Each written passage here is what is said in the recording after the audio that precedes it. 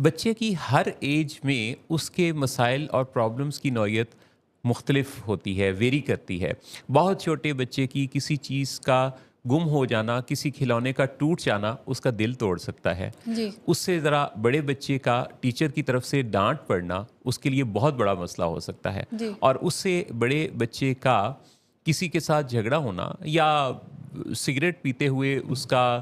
سامنے آ جانا، یا اس کا کوئی اور ایسا پہلو جو کہ اس کی شخصیت کا کوئی کمزور پہلو نمایاں کرتا ہے، ایسی چیز کا والدین کے یا ٹیچرز کے سامنے آنا اس کے لیے ایک بہت شرمندگی کا مقام ہوتا ہے۔ جی، بچوں کے ساتھ جب ایسا کوئی پرابلم ہوتا ہے اور وہ اگر والدین کے ساتھ شیئر کرتے ہیں تو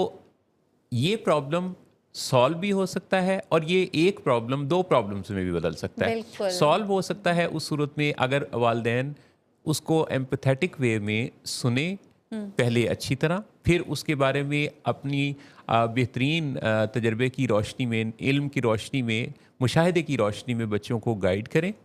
اور تیاری کر کے بات کریں تو اور بھی اچھا ہے۔ لیکن اگر بچے کے ساتھ باؤنڈ اچھا نہیں ہے، اگر بچے کے ساتھ آپ کا کوئی کانفلکٹ یا کوئی ریلیشن مینجمنٹ کی آلریڈی کوئی ایسی چیزیں چل رہی ہیں، جی، تو ایسے میں ضروری نہیں ہے کہ آپ اس کے باوجود بھی اس مسئلے کو خود حل کرنے کی کوشش کریں۔ ایسے میں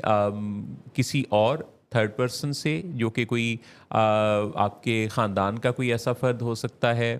جو کہ جس کی بات آپ کو لگتا ہو کہ بچہ سن سکتا ہے، مان سکتا ہے، دھیان دے سکتا ہے اس کی بات کی طرف، یا پھر آج کے دور میں تو یہ کام کاؤنسلرز اور سائیکالوجسٹ بڑے اچھے سے کرتے ہیں۔ لیکن یہ پرابلم اس وقت دو پرابلمس میں بدل جاتا ہے جب بچہ اپنا پرابلم اپنے والدین کے سامنے رکھتا ہے اور والدین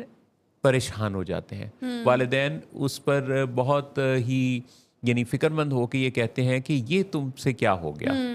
یہ کیوں ہو گیا ہمارے ساتھ، یہ ایکسپیکٹیشنز کیسے ہو؟ ان کی نہیں ہوتی نا، ہائی ہوتی ہیں ایکچولی۔ تو اس ایکسپیکٹیشن کے ہائی ہونے کی وجہ سے ان کو جو یہ ایک اچانک سے پریشانی جی، آتی ہے، تو جی، یہ مسئلہ نمبر 2 بن جاتا ہے۔ یہ مسئلہ نمبر 3 بھی بن جاتا ہے اس بچے کے لیے۔ کیسے کہ جب اس بچے کی وجہ سے ایک تو پریشان ہوئے، اس پر بچے پر ہی تنقید شروع کر دی کہ یہ تم نے کیا کیا، جی، جی، یہ تو تم نے جو ہے وہ ہماری عزت خراب کر دی، جی، اب کیا بنے گا، اب اس طرح۔ اب جب آپ بچے پر برس پڑے تو بچے نے اس دفعہ تو یہ آپ سے پرابلم ڈسکس کر لیا تھا،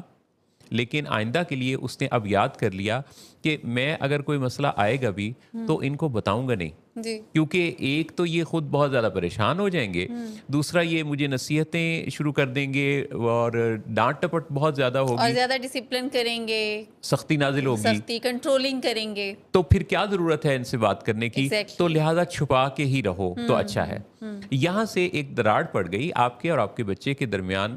ایک ایسی خلیج حائل ہو گئی جس میں آپ کے اور ان کے درمیان کمیونیکیشن گیپ شروع ہو گیا۔ جی، اور اسی وجہ سے بہت سارے گھروں میں ہم دیکھتے ہیں کہ والدین اور بچے